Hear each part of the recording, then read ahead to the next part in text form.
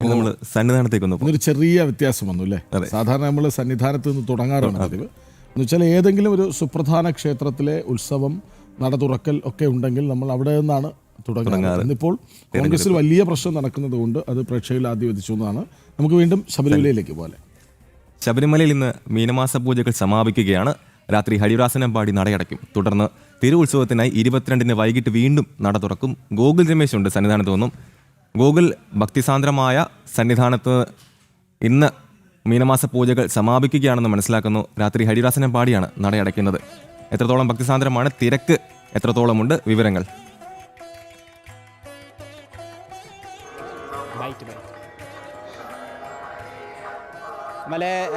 മീനമാസ പൂജകൾക്ക് ഇന്ന് സമാപനമാവുകയാണ്. ശബരിമലയിൽ കഴിഞ്ഞ 14-ാം തീയതിയാണ് മീനമാസ പൂജകൾക്ക് ആരംഭമായിട്ട് നട തുറന്നത്. തുടർന്ന് ഇന്നിപ്പോൾ 5-ാം ദിവസമാണ്. ഇന്ന് രാത്രി ഹരിവരാസനം പാടി നടയടയ്ക്കുന്നതോടുകൂടി മീനമാസ പൂജകൾ സമാപിക്കും. ഇന്നിപ്പോൾ രാവിലെ നെയ്യഭിഷേക ചടങ്ങുകൾ പുരോഗമിക്കുകയാണ്. അല്പസമയത്തിനൊക്കെ തന്നെ കളഭാഭിഷേക, കലശാഭിഷേക ചടങ്ങുകൾ ഉണ്ടാകും. അതിനുശേഷം ഉച്ചപൂജയ്ക്ക് നടയടയ്ക്കും. പിന്നീട് വൈകിട്ട് ദീപാരാധനയ്ക്ക് വേണ്ടി നട തുറക്കും. വൈകിട്ട് ദീപാരാധന, പടിപൂജ അടക്കമുള്ള പ്രധാന ചടങ്ങുകൾക്ക് ശേഷം, അത്താഴ പൂജയ്ക്ക് ശേഷം ഹരിവരാസനം പാടി നടയടയ്ക്കുന്നതോടുകൂടി ാണ് മീനമാസ പൂജകൾക്ക് സമാപനമാകുന്നത്. ആദ്യ 2 ദിവസങ്ങളിൽ വലിയ ഭക്തജനത്തിരക്കുണ്ടായിരുന്നെങ്കിലും പിന്നീടുള്ള ദിവസങ്ങളിൽ കാര്യമായിട്ടുള്ളൊരു ഭക്തജനത്തിരക്കിലേക്ക് സന്നിധാനം എത്തിയിട്ടില്ല എന്നുള്ള കാഴ്ചകളാണ് നമ്മൾ കണ്ടതെങ്കിൽ പോലും ആയിരക്കണക്കിന് തീർത്ഥാടകർ ഇതിനോടകം തന്നെ മീനമാസ പൂജകളിൽ ഭാഗമായി കഴിഞ്ഞു. ആ പൂജകളൊക്കെ കണ്ടു തൊഴുകയും ചെയ്തു. എന്തായാലും ഇന്ന് നട അടച്ചു കഴിഞ്ഞാലും ഈ മാസം വീണ്ടും നട തുറക്കാനായിട്ട് പോവുകയാണ്. കാരണം ശബരിമലയിൽ തിരുവുത്സവത്തിന് വേണ്ടിയിട്ടുള്ള തയ്യാറെടുപ്പുകളാണ്. 22-ാം തീയതി ഉത്സവത്തിന് വേണ്ടിയിട്ട് ശബരിമല ക്ഷേത്ര നട ഇന്ന് അടച്ചാൽ പിന്നീട് തുറക്കാനായിട്ട് പോവുകയാണ്. 22 മുതൽ 10 ദിവസം നീണ്ടു നിൽക്കുന്ന വിപുലമായിട്ടുള്ള ഉത്സവമാണ് ശബരിമലയിൽ നടക്കുന്നുണ്ടാവുക. 22-ന് വൈകുന്നേരമാണ് നട തുറക്കുന്നത്. 23-ന് രാവിലെ 11 മണിക്ക് ശേഷമുള്ള മുഹൂർത്തത്തിലാണ് ശബരിമലയിൽ തൃക്കൊടിയേറ്റ് ചടങ്ങുകൾ നടക്കുന്നുണ്ടാവുക. അതിനുശേഷം എല്ലാ ദിവസങ്ങളിലും ഉത്സവബലി അടക്കമുള്ള പ്രധാനപ്പെട്ട ചടങ്ങുകളൊക്കെ ശബരിമലയിൽ നടക്കും. ശേഷം ഏപ്രിൽ 1-നാണ് തിരുവാറാട്ട്, ഭഗവാന്റെ ആറാട്ട് നടക്കുന്നുണ്ടാവുക. അത് പമ്പയിലാണ് നടക്കുന്നത്. പമ്പാ നദിയിൽ ആറാടിയതിനു ശേഷം ആറാട്ട് ഘോഷയാത്രയായിട്ട് തിരികെ സന്നിധാനത്തെത്തിയതിനു ശേഷം ഈ കൊടിയിറക്ക് ചടങ്ങുകളോടുകൂടി തിരുവുത്സവത്തിന് കൂടി സമാപനമാകും. അങ്ങനെ 22-ാം തീയതി നട തുറന്നാൽ 1-ാം തീയതി വരെ നീണ്ടു നിൽക്കുന്ന ഉത്സവകാലം കൂടിയിട്ടാണ് ശബരിമലയിൽ വരാനായിട്ട് പോകുന്നത്. എന്തായാലും ഉത്സവ ദിവസങ്ങളിൽ ഭക്തരുടെ തിരക്ക് വർദ്ധിക്കുമെന്നുള്ളൊരു പ്രതീക്ഷയാണ് നിലവിൽ കണക്കാക്കാവുന്നത്. എന്തായാലും അവധി ദിവസങ്ങൾ കൂടിയൊക്കെ വരാനിരിക്കുന്ന സാഹചര്യത്തിൽ വരുന്ന ദിവസങ്ങളിൽ, നട തുറന്നിരിക്കുന്ന ദിവസങ്ങളിൽ എന്തായാലും ഭക്തജന തിരക്ക് ഉണ്ടാകുമെന്നുള്ളത് തന്നെയാണ് പ്രതീക്ഷിക്കുന്നത്. എന്തായാലും വരുന്ന എല്ലാ ഭക്തർക്കുമുള്ള സൗകര്യങ്ങൾ കൃത്യമായിട്ട് ഏർപ്പെടുത്തിയിട്ടുണ്ട്. അവർക്ക് വേണ്ടിയിട്ടുള്ള സംവിധാനങ്ങൾ ഒരുക്കിയിട്ടുള്ളതായിട്ട് ദേവസ്വം ബോർഡ് ഔദ്യോഗികമായി തന്നെ അറിയിക്കുകയും ചെയ്തിട്ടുണ്ട്. ഉത്സവത്തിന് വേണ്ടിയിട്ടുള്ള എല്ലാ തയ്യാറെടുപ്പുകളും ശബരിമലയിൽ അവസാന ഘട്ടത്തിലാണ് എന്ന് തന്നെ നമുക്ക് പറയുവാനായിട്ട് സാധിക്കും. എന്തായാലും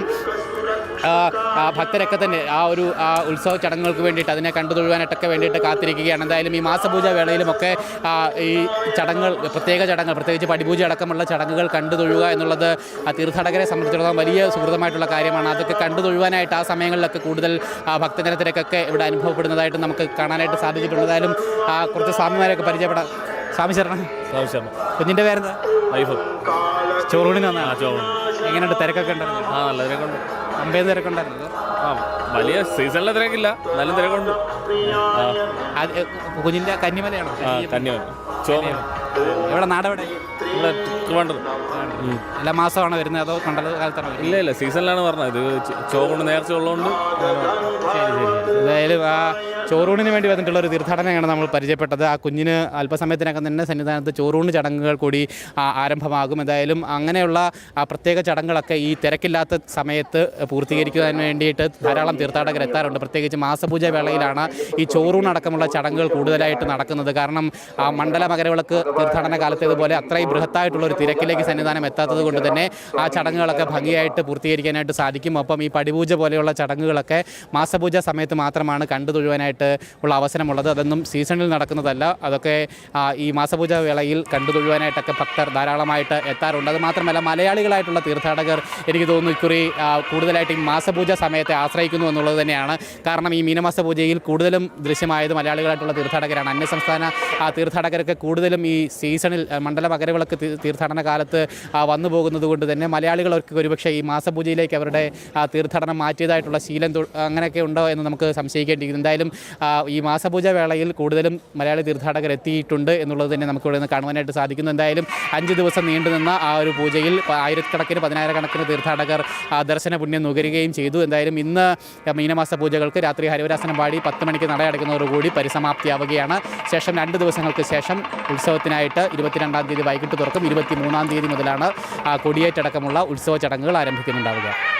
യെസ്, ശബരിമലയിൽ മീനമാസ പൂജകൾ ഇന്ന് സമാപിക്കുകയാണ്. ഇന്ന് തിരക്കൊന്നുമില്ല, പക്ഷേ 22-ന് ഉത്സവത്തിന് നട തുറക്കുമ്പോൾ തിരക്ക് എത്രത്തോളം ആകുമെന്ന് കണ്ടറിയണം. ഗോകുൽ രമേശാണ് വിവരങ്ങൾ പങ്കുവച്ചത്.